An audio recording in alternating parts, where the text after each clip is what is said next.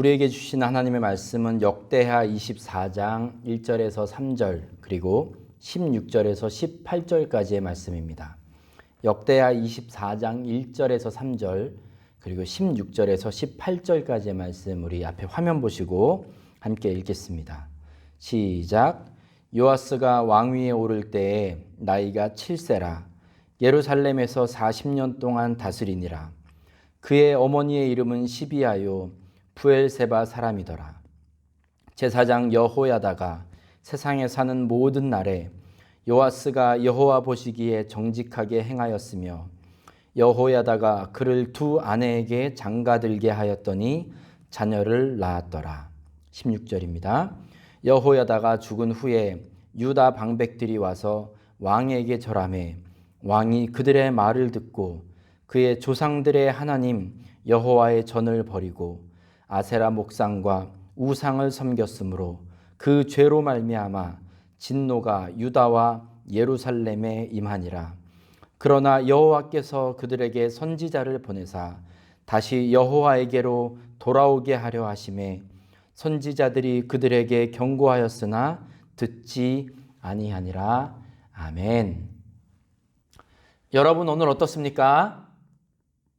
네, 좋습니다. 날씨도 너무 좋습니다. 그렇죠? 우리가 함께 예배를 드리진 못하지만 이렇게 온라인으로라도 우리가 예배 드릴 수 있어서 정말 감사하고 좋습니다. 오늘도 이렇게 예배 드리는 우리 성도님들 한 분 한 분에게 우리 주님께서 허락하시는 은혜와 평강이 가득 넘치는 이 예배 시간 되시기를 주님의 이름으로 간절히 축복합니다. 아멘. 우리는 지금 하나님의 자녀된 자로서 결코 포기할 수 없는 그런 자녀의 품격에 대해서 함께 말씀을 나누고 있습니다. 우리는 지난주에 하나님을 닮은 자녀로서 예의 바름을 반드시 실천해야 한다. 예의 바른 사람이 되어야 한다. 라고 지난주에 함께 말씀을 나누었습니다. 여러분 지난 한 주간 동안 예의 바른 말과 행동 다 하셨을 줄로 믿습니다. 네, 여기 아멘 하셔야 됩니다. 이 믿는 사람으로서 그리고 아버지의 자녀된 자로서의 이 예의 바름은 우리가 하나님께 가든 예수님께서 이 땅에 다시 오든 언제까지든 쭉 계속돼야 할 줄로 믿습니다. 이것은 그렇게 되어야 합니다. 네. 오늘은 이제 자녀의 품격 그 두 번째 시간으로 자녀된 우리가 반드시 아버지에 대해서 알아야 한다라는 주제로 우리가 함께 말씀을 나누려고 합니다.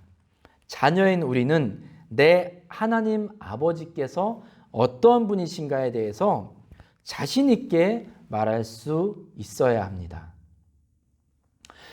여러분 만약 우리 주변에서 누군가가 우리에게 하나님은 어떤 분인가요? 하나님은 누구입니까?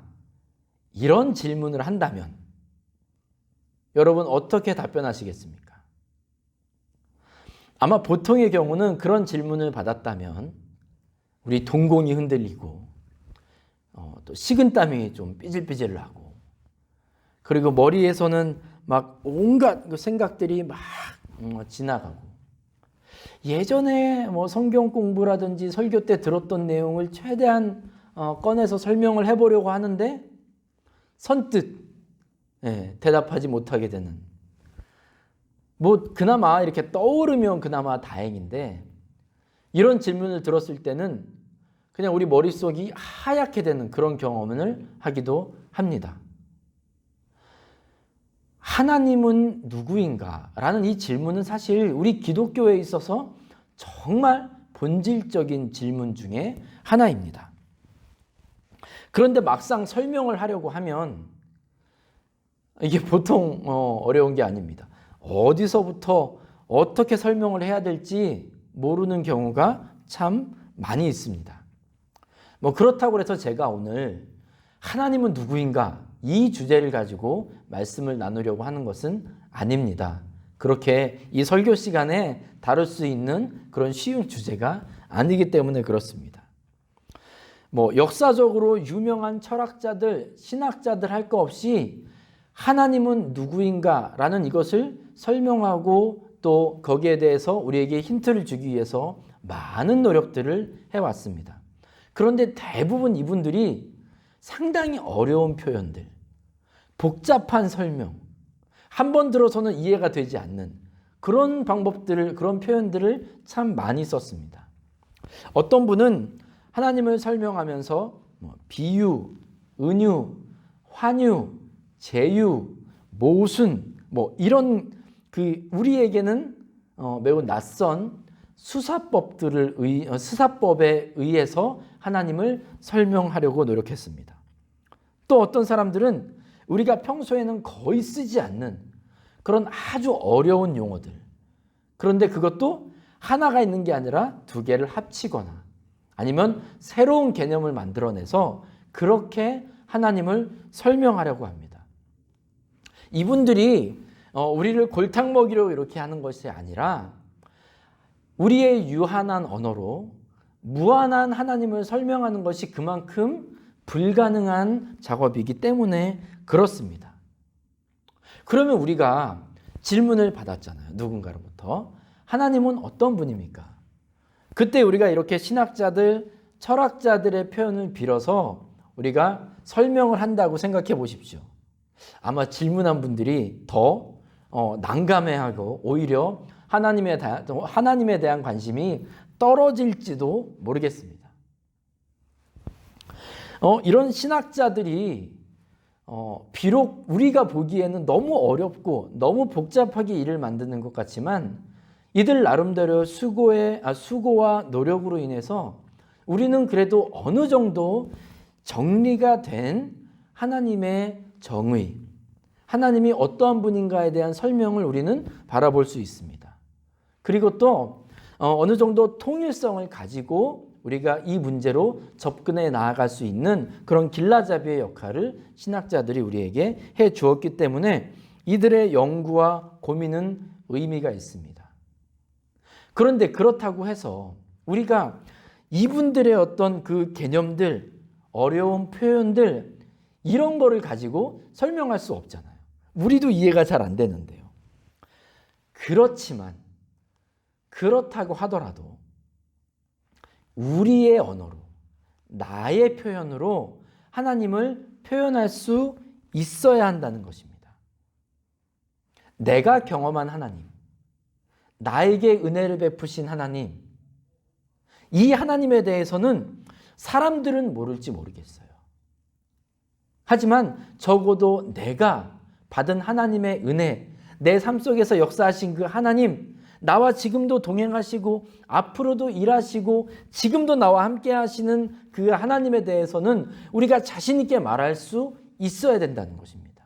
그런 측면에서 우리는 하나님을 알아야 합니다. 만약 내가 만난 하나님에 대한 이 고백이 우리에게 없을 경우에 우리의 믿음 생활은 큰 위험에 빠질 수 있습니다.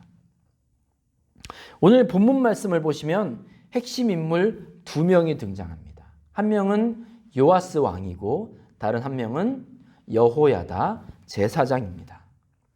요아스는 남유다 왕국의 여덟 번째 왕이었는데 오늘 우리가 말씀에서 읽은 것과 같이 그의 나이 7살에 왕이 되었습니다. 요아스가 왕이 되는 과정은 정말 치열했습니다. 정말 피비린내가 나고 이 권력을 향한 암투가 엄청나게 벌어지는 그런 과정이 바로 요아스가 왕이 되는 과정이었습니다. 제가 이 과정을 조금 설명해 드리기 위해서 요아스 왕의 이 집안 이야기를 좀 해드려야 하는데 좀 복잡하더라도 앞에 있는 이 자막 한번 보시고 좀 이해에 도움이 되었으면 좋겠습니다. 요아스 왕의 아버지는 아하시아라는 왕입니다. 그런데 이 아하시아는 왕위에 오른 지 1년 만에 전쟁에서 목숨을 잃고 맙니다. 자, 나라의 왕이 죽었기 때문에 바로 후계자를 세워야겠죠. 그래서 다음 순위 왕이 될 만한 사람들의 후보를 아마 쫙 뽑았을 것입니다. 그런데 열왕기하 11장에 보시면 갑자기 죽게 된 이 아하시아 왕의 어머니 아달랴인데, 이 아달랴가 왕위 계승에 있어 높은 순위에 있었던 모든 사람들을 다 몰살시킵니다. 이 아달랴는 어떤 인물이냐? 성경에서 남유다와 북이스라엘을 통틀어 가장 악한 왕 중에 한 명이 바로 아합 왕입니다. 이 아합 왕에게는 아내가 있었는데 이세벨이란 사람입니다. 이 이세벨은 악하기로는 아합 왕 저리가라였습니다. 그런데 이 아달랴가 아합과 이세벨의 딸이었습니다. 이 피는 못 속이는지 정말 끔찍한 일들을 벌입니다. 생각해 보세요. 왕위 계승자 그 순위에 올라 있었던 사람들은 대부분 아달랴의 친족들이었을 겁니다. 손자도 있었을 것이고 친척들도 있었을 것입니다. 그런데 이들을 인정사정 없이 다 죽여버립니다. 그리고 나서 본인이 직접 통치를 시작합니다. 이렇게 악하고 좀 잔인한 이 아달랴가 왕권을 잡으려는 그때에 모든 친족들, 모든 이 왕족들이 몰살을 당하고 있는 이때에 아달랴의 딸 여호사부앗이라는 사람이 그의 남편 여호야다와 함께 이 요아스를 숨겨냅니다. 몰래 구출해요. 그래서 요아스가 나이 1살 때에 이 요아스를 몰래 숨겨서 여호와의 성전, 예루살렘 성전에 데려다 놓고 거기에서 6년간 몰래 양육을 합니다. 제 아무리 권력이 센 이 여왕이라고 아달랴라고 할지라도 여호와의 성전에 함부로 들어올 수 없었기 때문에 이 일이 가능했습니다. 이렇게 6년을 숨어서 요아스를 키운 다음에 요아스가 7살이 되었을 때 여호야다 왕은 사람들 앞에 이 요아스를 세워놓고 그에게 기름을 부어 왕으로 세웁니다. 그리고 그와 동시에 아달랴를 제거하게 됩니다. 이제 왕이 된 요아스는 그 이후에 하나님께서 기뻐하시는 일들을 합니다. 오늘 말씀 2절 보시면 제사장 여호야다가 세상에 사는 모든 날에 요아스가 여호와 보시기에 정직하게 행하였으며 했습니다. 먼저 요아스는 종교개혁을 단행합니다. 역대하 23장 17절 말씀 보시면 온 국민이 바알의 신당으로 가서 그 신당을 부수고 그의 제단들과 형상들을 깨뜨리고 그 제단 앞에서 바알의 제사장 mat단을 죽이니라 했습니다. 할머니였던 아달랴가 통치하는 기간 도중에 그녀는 바알신 우상을 들여옵니다. 그리고 이스라엘 백성들이 그를 예배하게 만들죠. 하지만 요아스가 왕이 된 이후에 대제사장 여호야다와 함께 어그러졌던 것, 무너졌던 것들을 다시 바로잡기 시작합니다. 그리고 일단 우상을 타파하고 난 이후에 여호와의 성전을 보수하는 명령을 내립니다. 이때 전국적으로 명령을 내렸을 때 많은 이스라엘 백성들이 기쁨으로 자발적으로 세금을 바쳐서 정말 넉넉한 가운데 하나님의 성전을 보수할 수 있었습니다. 이 일이 아름답게 잘 마무리가 되었습니다. 그리고 이렇게 보수된 성전에서 날마다 하나님께 예배를 드렸습니다. 참 보기가 좋죠. 비록 아버지와 할아버지 왕은 하나님을 근심하게 하고 하나님께서 가장 싫어하시는 우상 숭배를 통해서 하나님의 마음을 아프게 했지만 이 요아스만큼은 그래도 자신의 목숨을 살려주신 하나님 아버지, 이분 앞에서 바르게 행동하는 왕이 되었습니다. 이렇게 요아스의 치적이 다 끝났으면 좋았겠습니다마는 여기에 문제가 생겼습니다. 요아스의 생명의 은인이자 정치적 스승 그리고 신앙적인 스승의 역할을 감당했던 여호야다가 130세의 나이로 생을 마감하게 됩니다. 그런데 여호야다가 죽은 지 얼마 되지도 않아서 이 요아스가 완전히 바뀌어 버립니다. 180도 다른 사람이 되어요. 16절부터 18절까지의 말씀을 다시 한번 읽도록 합니다. 시작. 여호야다가 죽은 후에 유다 방백들이 와서 왕에게 절하매 왕이 그들의 말을 듣고 그의 조상들의 하나님 여호와의 전을 버리고 아세라 목상과 우상을 섬겼으므로 그 죄로 말미암아 진노가 유다와 예루살렘에 임하니라. 그러나 여호와께서 그들에게 선지자를 보내사 다시 여호와에게로 돌아오게 하려 하심에 선지자들이 그들에게 경고하였으나 듣지 아니하니라. 아멘. 지금 매우 충격적인 일이 벌어졌습니다. 아니, 어떻게 이렇게 배신을 하죠? 그동안 여호야다가 세상에 사는 날 동에는 하나님 보시기에 정직한 일을 행했는데 여호야다가 죽자마자 그의 삶의 모습이 완전히 바뀌는 이런 변심을 한 요아스. 하나님께서 이 요아스를 책망하시기 위해서 여호야다의 아들이었던 스가랴에게 감동을 주십니다. 그래서 스가랴는 하나님의 책망의 말씀을 전달하기 위하여 요아스 앞에 나갑니다. 그리고 요아스에게 그 하나님의 말씀을 전달합니다. 그런데 이 요아스가 이 책망의 말씀을 듣고 찔려하기는커녕 아무런 심경의 변화 없이 이 스가랴를 그냥 그 자리에서 죽여버립니다. 그것도 여호와의 성전 뜰 안에서 돌로 쳐서 잔인하게 죽입니다. 사람이 어떻게 이렇게 변할 수가 있죠? 이거 은혜를 그냥 원수로 갚은 거나 마찬가지 아니겠습니까? 우리가 16절에서 봤듯이 요아스는 방백들의 말을 들으면서 변심이 시작되었습니다. 이 유다의 방백들이 대체 어떤 말을 하고 그리고 어떻게 왕을 부추기고 꼬드겼는지는 모르겠지만 중요한 것은 요아스가 그들의 말에 넘어갔다는 겁니다. 왜 요아스가 이렇게 변해버렸을까? 제가 고민하고 생각하면서 내렸던 이유는 바로 요아스가 하나님에 대해서 제대로 알지 못했기 때문이라고 저는 생각을 했습니다. 그는 아주 어려서부터 고모부였던 여호야다에게 좋은 교육을 받았을 겁니다. 하나님에 대해서 많이 배웠습니다. 훈련받고 심지어 그가 왕이 된 이후에도 여호야다로부터 계속해서 정치적으로나 종교적으로나 신앙적으로나 하나님 중심으로 살아가는 법에 대해서 끊임없이 지도를 받았습니다. 그런데도 불구하고 그 모든 것들이 자기의 것이 되지 않았다는 것입니다. 하나님이 본인에게 어떠한 분인지에 대해서 전혀 몰랐습니다. 그가 알았던 건 여호야다의 하나님이었어요.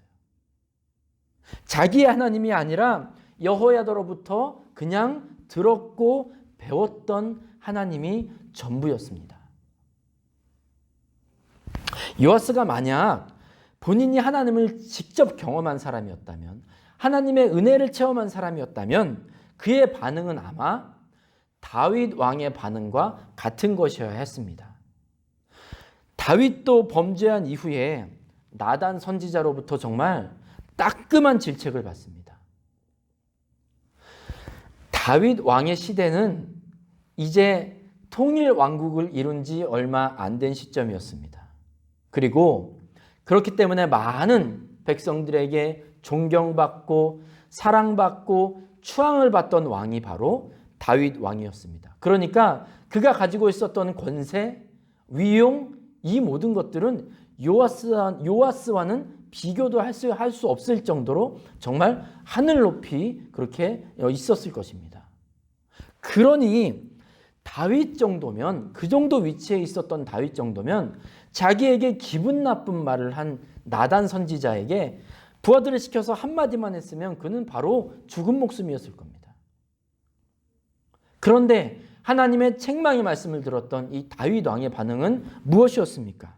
사무엘하 12장 13절 보시면 다윗은 나단을 통해서 하나님의 책망의 말씀을 들었을 때 그 자리에서 바로 무릎을 꿇습니다. 하나님 앞에 회개의 반응을 보입니다. 왜 그랬을까요? 다윗 안에는 하나님께서 그에게 어떠한 분이셨는지, 어떻게 그를 인도하시고 보호하셨는지를 분명히 알고 있었기 때문에 그렇습니다. 하나님을 아는 지식이 있었기 때문에 그렇단 말씀이에요. 요아스도 어떤 면에서 하나님의 일을 많이 했습니다. 그런데 이 하나님은 요아스의 하나님이 아니었고, 본인이 만나고 본인이 체험한 그 하나님이 아니었고, 여호야다의 하나님, 자기가 들어왔고 배워왔던 하나님, 그분의 일을 한 것이라고 볼 수 있습니다. 이와 비슷한 일이 사도행전 19장에서도 일어납니다. 사도 바울이 이제 에베소에서 예수 그리스도를 증거하면서 힘있게 말씀을 전하고 있습니다. 그리고 또 여러 이적을 행합니다. 사도행전 19장 13절 말씀 보시면 이러한 것들을 바라보았던 사람들 중에 여기저기 돌아다니면서 마술을 하던 유대인들이 있었습니다. 그런데 이들이 바울이 행한 이적을 보고 너무 놀란 거예요. 그러니까 이들은 약간 무당과 같은 그런 사람인데 바울이 예수님의 이름으로 악귀를 쫓아내는 것을 보고 자기들도 이걸 하고 싶었던 거예요. 그래서 악한 영에게 사로잡힌 사람에게 가서 이렇게 말합니다. 내가 바울이 전파하는 예수를 의지하여 너희에게 명하노라. 무슨 일이 일어났을까요? 그리고 그것을 지켜보던 제사장과 그 아들들도 이와 비슷한 일을 합니다. 바울의 예수의 이름으로 명하노니 물러갈지어다. 아마 이렇게 했겠죠. 그때 악귀가 이들에게 어떻게 대답했는지 우리 같이 읽어보겠습니다. 사도행전 19장 15절 16절 말씀입니다. 시작.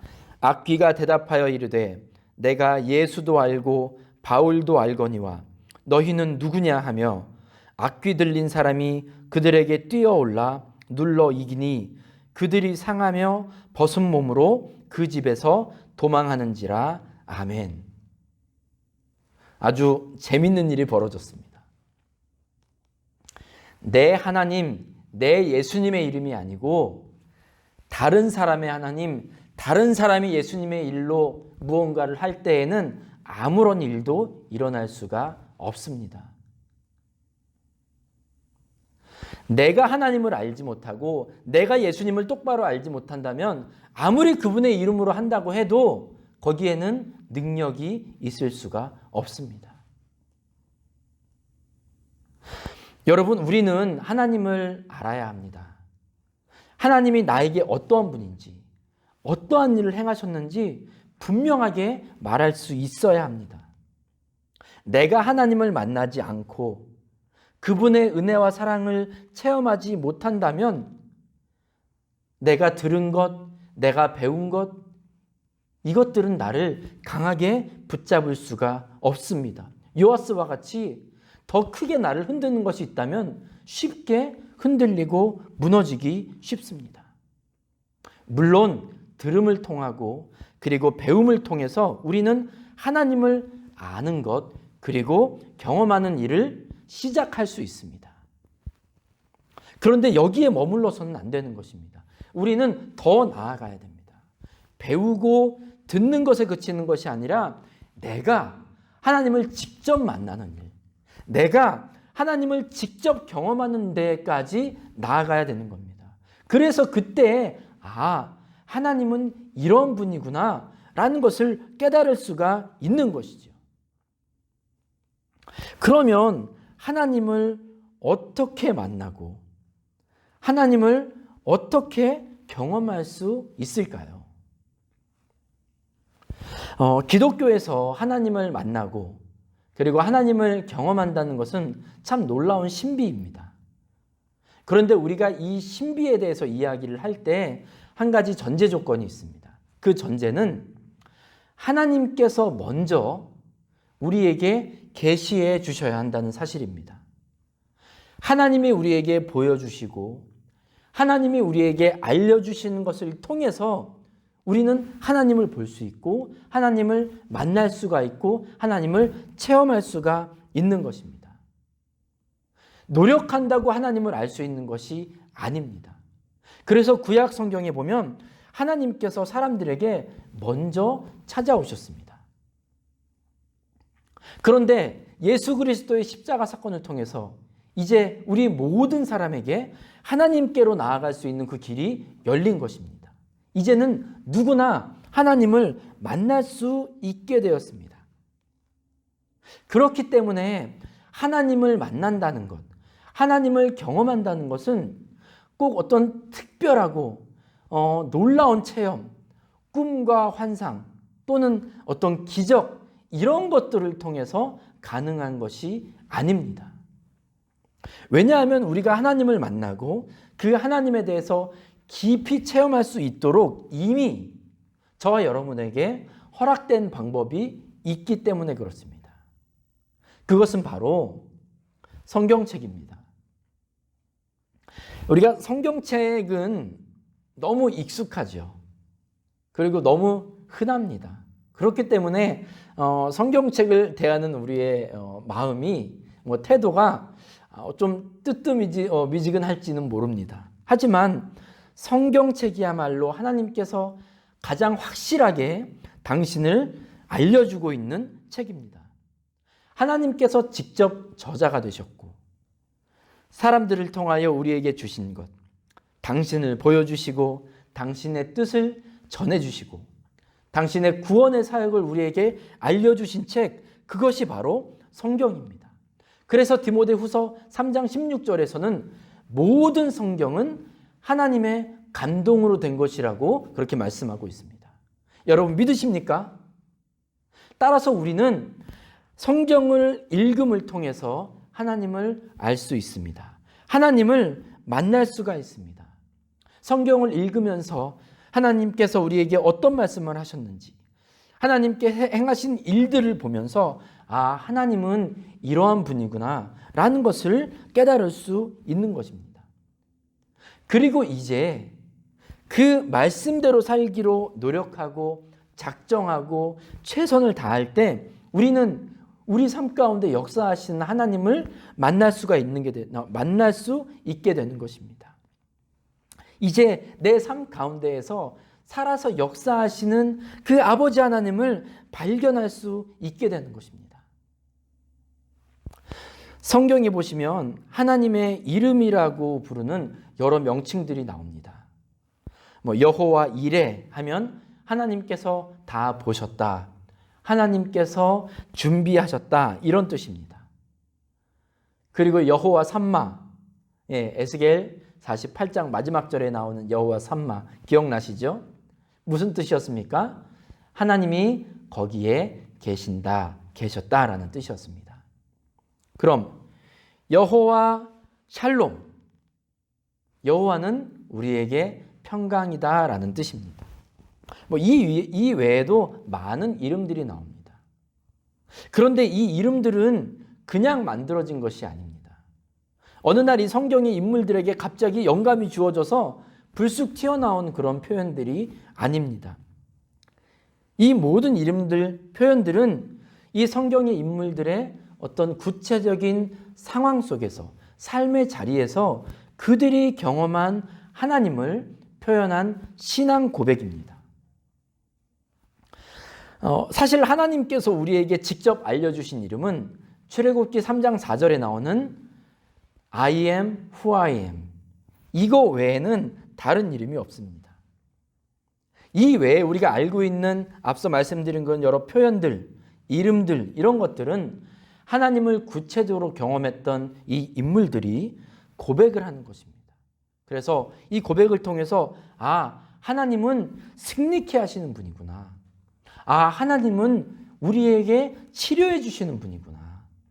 하나님은 우리와 함께 하시는 분이구나. 이런 것들을 고백하는 것입니다. 교회는 하나님을 향한 이 믿음의 고백이 많이 있어야 합니다.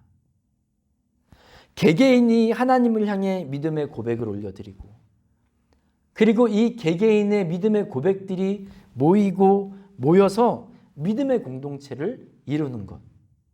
저는 이것이 아름다운 교회의 모습이라고 생각합니다.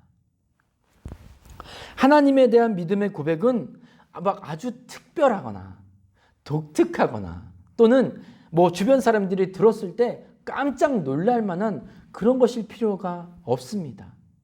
다만 우리 삶 가운데 하나님의 은혜와 사랑을 발견했을 때 그것을 우리의 믿음의 표현으로, 감사의 표현으로, 하나님에 대한 고백으로 한다면 그것이 바로 아름다운 믿음의 고백이 되는 것입니다.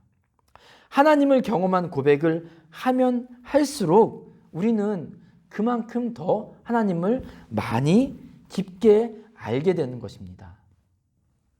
어떤 분은 그렇게 말씀하실 수도 있습니다. 아니, 저는 매일매일이 똑같은데요? 네, 맞습니다. 우리 중 거의 모든 사람들에게는 매일매일 막 드라마틱한 일이 계속해서 일어나는 삶을 사는 분들은 거의 없습니다. 하지만 우리의 삶은 그렇게 평범할지 모르겠지만 우리를 향하신 하나님의 자비와 긍휼, 사랑은 매일매일 새롭고 매일매일 업데이트가 되고 업그레이드가 되는 줄 여러분 믿으시기 바랍니다. 예레미야 3장 23절 말씀 보시면 우리 같이 세번역 성경으로 한번 읽어보겠습니다. 시작. 주님의 사랑과 긍휼이 아침마다 새롭고 주님의 신실이 큽니다. 아멘. 우리는 하나님의 은혜와 사랑을 느끼지 못할 수 있습니다. 깨닫지 못할 수도 있습니다. 하지만 하나님은 그 순간에도 매일매일, 매 순간 새롭게 은혜와 사랑을 베풀어 주시고 쏟아부어 주시는 분임을 우리는 믿어야 합니다. 그래서 이 하나님을 우리가 매일매일 만나는 축복을 누리시기를 간절히 축원합니다. 저는 특별히 우리 교회에 이렇게 하나님을 만나고 이 만남에 대한 고백이 넘쳐났으면 좋겠습니다. 체험의 고백이 우리 교회 가운데 정말 가득했으면 좋겠습니다. 하나님에 대해 이 경험한 이 내용들, 각자가 경험한 내용들을 통해서 우리는 서로에게 은혜를 나눌 수도 있고, 그리고 또 도전을 베풀 수도 있고, 그리고 위로할 수도 있습니다. 살아서 역사하시는 하나님을 경험한 내용이기 때문에 우리는 그저 나에게 베풀어 주신 하나님의 은혜를 나누는 것이지만 그거는 너무나도 큰 선한 영향력을 갖게 되는 것입니다. 그래서 저는 지난번에도 말씀드렸지만 우리 교회에 좀 간증이 많았으면 좋겠습니다. 아까도 말씀드렸지만 엄청난 간증은 아니어도 괜찮습니다. 좀 실패한 그런 삶의 모습일지라도 그것을 통해서 내가 하나님을 발견했다면 그건 정말 아름다운 고백이 됩니다. 아름다운 간증인 거예요. 오늘 하루 또 하루 그냥 너무 평범한 하루를 보냈음에도 불구하고 그것으로 내가 하나님의 은혜와 사랑을 경험했다면 그 자체로도 정말 아름다운 간증이 되는 것입니다. 옛날에 20년, 30년 전에 하나님께서 행하셨던 일, 그것을 간증해도 물론 좋습니다. 하지만 하나님의 은혜가 매일 새롭게 업데이트 되는데 우리도 하나님을 발견하고 하나님을 경험하는 것이 좀 계속 업데이트가 되어야 하지 않겠습니까, 여러분? 이렇게 새롭게 매일 우리에게 주시는 그 은혜를 체험하고 경험한 그 고백들이 하나 둘 쌓일 때 우리 교회는 은혜가 충만할 것입니다. 우리 교회에는 소망이 충만할 것입니다. 우리 교회에는 믿음이 충만할 것입니다. 저는 우리 교회 공동체가, 우리의 공동체가 그런 모임 되기를 간절히 꿈꾸고 있습니다. 사랑하는 중앙교회 성도 여러분, 우리 아버지 되신 하나님에 대해서 많이 알고 깊이 알 수 있기를 주님의 이름으로 간절히 소망합니다. 아버지에 대해서 전혀 모르는 자녀가 되어서는 안 됩니다. 혹은 우리가 그냥 들어서 배워서 아는 수준으로 머물러 있어서도 안 됩니다. 더욱이 내 하나님이 아니라 다른 사람의 아버지, 다른 사람의 하나님으로 알고 있는 것은 더더욱 안 될 말입니다. 하나님의 자녀된 우리는 하나님을 반드시 알아야만 합니다. 지금도 나와 함께 하시고, 나에게 능력 주시고, 나를 사랑하시고, 나를 붙들어 주시고, 힘과 나의 피할 산성 되시고, 영원한 소망 되신 그 아버지 하나님을 우리는 반드시 발견해야 됩니다. 반드시 알아야 됩니다. 그리고 그 하나님에 대한 믿음의 고백들을 날로 계속해서 우리는 해야 할 줄로 믿습니다. 이렇게 우리가 하나님에 대한 믿음의 고백들이 바로 서 있을 때, 계속해서 새롭게 되었을 때 우리는 누구를 만나든 어디를 가든 당당하게 하나님의 이름을 증거할 수 있을 것입니다. 우리는 아버지를 당당하게 드러낼 수 있게 될 것입니다. 그리고 이렇게 믿음의 고백 위에 바로 섰을 때 혹시 우리에게 계속 좋은 일만 일어나더라도 우리는 교만하지 않을 수 있습니다. 혹 우리에게 안 좋은 일이 반복된다 하더라도 우리는 낭망하고 좌절하지 않을 수 있습니다. 우리에게 늘 새롭게 은혜 주시고, 그리고 우리에게 큰 사랑과 그리고 늘 우리를 붙들어 주시는 그 아버지 하나님을 알기 때문입니다. 그 아버지 하나님을 경험하기 때문입니다. 특별히 우리 교회는 어려운 상황을 지금 직면해 하고 있습니다. 그냥 보면 정말 실망스러운 일들입니다. 하지만 이때에도 우리가 일어날 수 있고, 그리고 우리를 붙잡을 수 있는 것은 오직 우리가 하나님을 아는 지식입니다. 우리 아버지를 향한 믿음의 고백입니다. 이것들이 우리 가운데 넘쳐날 때 우리의 삶은, 우리의 영적인 삶은, 교회 공동체로서의 우리의 모습은 정말 아름답고 또 아름다워질 것입니다. 사랑하는 우리 중학교 성도 여러분, 하나님을 아는 지식에 우리 게을리하지 마시기 바랍니다. 그리고 하나님을 알기에 더욱더 갈급해하는 여러분 모두가 되시기를 주님의 이름으로 간절히 축복합니다. 아멘. 기도하겠습니다.